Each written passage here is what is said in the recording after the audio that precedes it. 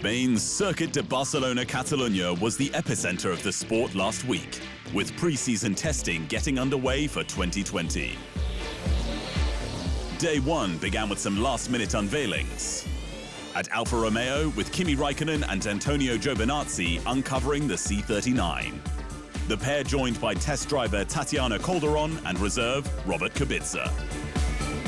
Down the pit lane, Haas drivers Kevin Magnussen and Romain Grosjean revealed the lighter liveried VF20. The duo joined by eponymous squad owner Gene Haas and team principal Günther Steiner. After 3 days, however, Mercedes proved it's in control, with Valtteri Bottas leading Lewis Hamilton at the top of the timesheets on the softest C5 tyre. The pair well ahead of Day 2 leader Räikkönen. Red Bull looks to be best of the rest, with Max Verstappen finishing 9th fastest, 1.7 seconds off Bottas's top time, but on Pirelli's C2 tyre.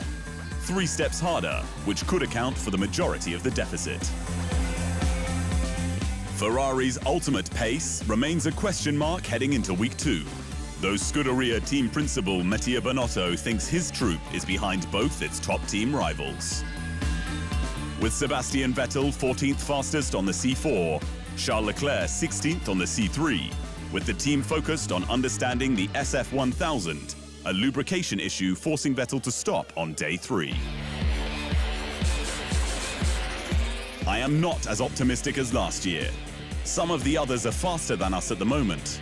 How much faster is really difficult to judge, Binotto said. Racing Point looks to be the star performer of the midfield, with the RP20 turning heads with its Mercedes-inspired design and solid pace. Lance Stroll and Sergio Perez finishing 5th and 6th fastest overall. Of course, week 1 is all about establishing setup and reliability, and all teams completed at least 300 laps. Mercedes again led the way on 494, with Red Bull, Alfa Romeo and McLaren also in the 400 club. The second and final test begins this week on Wednesday, February 26, concluding Friday, 2 weeks before the Australian Grand Prix. Mercedes was the talk of the paddock on day 2 of pre-season testing last week, with Lewis Hamilton pushing and pulling his steering wheel along the Barcelona straights. It was soon revealed that the team's system, dubbed internally as DAS, or dual-axis steering, allows the driver to control the car's toe, or tracking as it's known in road cars, for rotation of the car's front tires around the vertical axis, enabling the team to set up the car for cornering and then return it to more neutral handling on the straights to save tires. Ferrari's Sebastian Vettel was one of the first to criticize the new system, which he compared to running in flip-flops. It's called steering wheel, not push or pull wheel, he said. And while it's already been banned for 2021, Mercedes technical director James Allison says it's part of a more aggressive approach for this season. At the front, we've changed a lot of the structure of the front corners. We've made it much harder for ourselves structurally, much harder to take the forces, but we've rearranged the detail inside the wheels and in the way the suspension goes into those wheels so that we have more aerodynamic opportunity in the front end. Staying with Mercedes, where Lewis Hamilton continues to be applauded for his hard-won 2019 F1 World Championship, his 6th overall and 5th in 6 years as the sport's star performer. With the talented Brit earning his maiden Laureus World Sports Award for Sportsman of the Year, a prize that was shared for the first time with Argentinian football icon Lionel Messi. Hamilton humbly accepted the award, acknowledging the many sporting legends in the room and his continued support from Mercedes, but also spoke out on an issue important to him. But I've actually grown up in a sport that has very little to no diversity. and I think it's an issue that we continually facing. I think it's all of our responsibility to use our platform for that, for really pushing for gender equality, for inclusivity, and for really just making sure that we are engaging and really trying to represent where the world is today. Alfa Romeo Racing's C39 was a star of 2020's first pre-season test, with the Iceman Kimi Raikkonen topping day 2. His car shod with Pirelli's second fastest C4 tyres. But while the Italian marque's new challenger is an evolution of its 2019 predecessor, Alfa Romeo's technical director Jan Monchot says that in reality, it shares very little in terms of carryover parts. He will share his look-alike livery and, let's say, the tires and the rim, but apart from that, it's a brand new beast. Alfa Romeo finished 8th in the Constructors last year, just as it did in 2018, and is aiming high, but knows it cannot compete on development with its better-funded rivals over an entire season. Meaning it has to make the most of the opening rounds. Expectations for us is to improve compared to last season, to make a step forward, hopefully be able to fight for the position at the top of the midfield, to be in position if something happens at the very front of the grid. But in itself, the macro ranking, I'm not expecting large changes. Williams is hopeful it's made enough of a step forward to be able to fight in F1's midfield, with race driver George Russell confident that the squad will, at least, not be as off the pace as it was last year. The squad set the 9th fastest lap per team in the first week, with Russell beating Haas's Romain Grosjean both on the C3 compound. Williams also completed 8 more laps overall than the US outfit. To make progress into F1's midfield, Williams needs to have outdone its rivals on development, reckoned to be at least 0.3 of a second. The team hopes its FW43 will be capable of regular Q2 visits and points scored at every round, as the former British powerhouse claws its way back from the brink. Because at Williams, we're fighters, we never give up.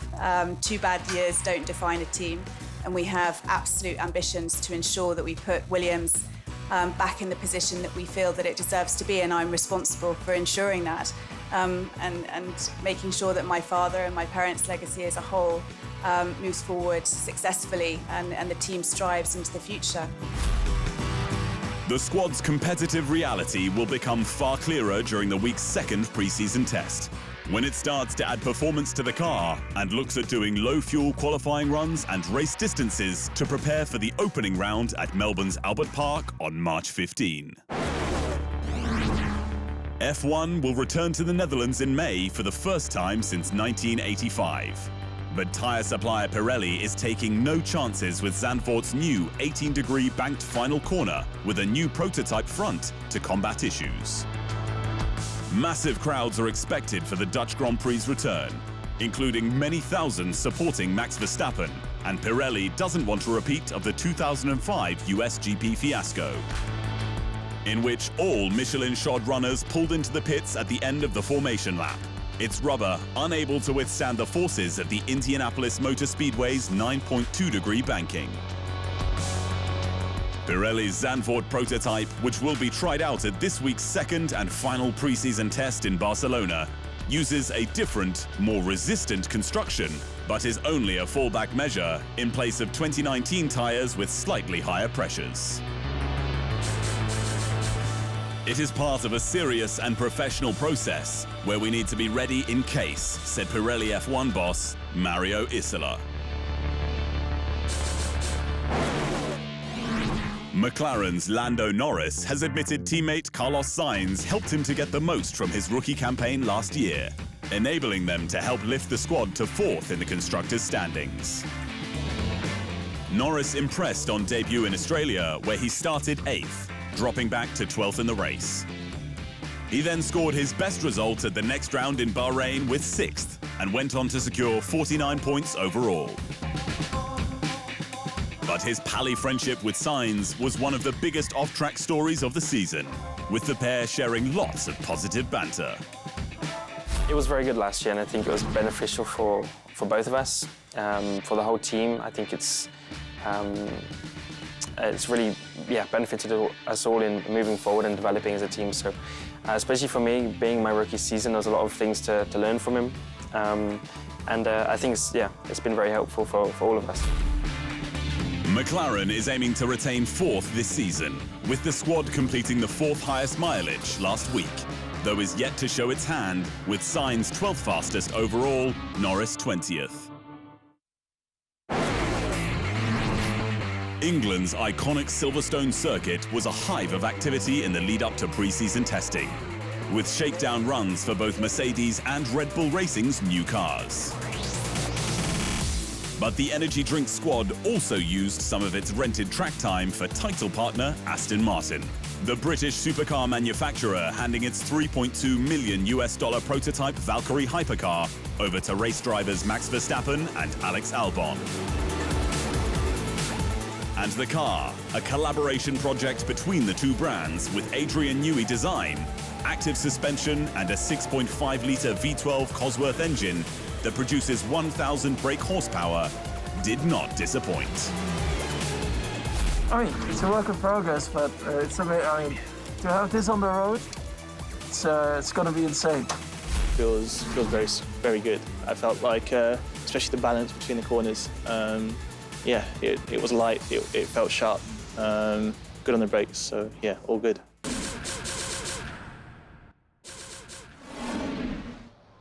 Thanks for watching. To stay up to speed on all things Formula One, make sure you hit the subscribe button.